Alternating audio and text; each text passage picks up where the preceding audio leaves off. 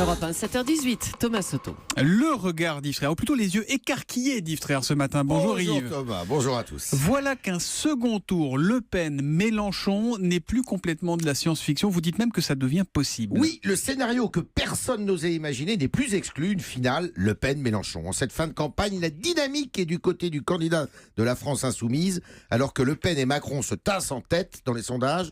Eh bien, Mélenchon s'offre le luxe, dans le sondage Sofres ce matin pour Le Figaro, de dépasser Fillon. Mélenchon capte l'électorat socialiste de Hamon, qui semble avoir abandonné, il est aux abonnés absents, et part à la chasse aux abstentionnistes et indécis, soit un électeur sur 3. C'est ce qu'il a fait hier, d'ailleurs, Mélenchon sur le Vieux-Port à Marseille, avec la fougue qu'on lui connaît. La victoire est à portée de nos efforts, a-t-il clamé. Alors on sait qu'on nous regarde beaucoup ailleurs, Yves, un match Le Pen-Mélenchon, ça serait quand même un peu de nature peut-être à effrayer pas mal de monde en France et à l'étranger, non ? Oui, il est sûr que les investisseurs y regarderaient à deux fois et qu'un choc économique serait immédiat, les taux d'intérêt partiraient à la hausse, les valeurs boursières à la baisse. Une finale Le Pen-Mélenchon signerait la revanche du peuple sur les élites mondialisées de la France d'en bas sur celle d'en haut. Il y a d'ailleurs une certaine porosité entre leur électorat et leurs slogans respectifs sont très proches. Au nom du peuple pour Le Pen, la force du peuple pour Mélenchon. Marine Le Pen qui a d'ailleurs dit que Mélenchon lui avait piqué son slogan. C'était inspiré d'elle quand elle était venue. Exactement, il y a une compétition entre eux. Ils ont en commun le retour à la retraite à 60 ans et puis une politique économique très coûteuse et dirigiste.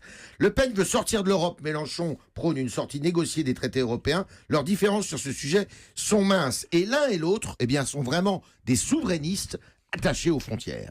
En fait, les deux extrêmes de droite et de gauche se rejoignent en quelque sorte. Oui, c'est ce que vous nous dites. Même si sur beaucoup de sujets, comme l'écologie et l'immigration, ils ne tiennent pas le même discours. Mais l'un et l'autre ont tout fait pour rompre avec leur image d'extrême, d'où un peu leur succès. Mais en cette fin de campagne, Marine Le Pen, moins sûre d'elle, on le voit, se raidit. Elle se fait plus guerrière. Hier, elle a nié la responsabilité de la France dans la rafle du Veldiv.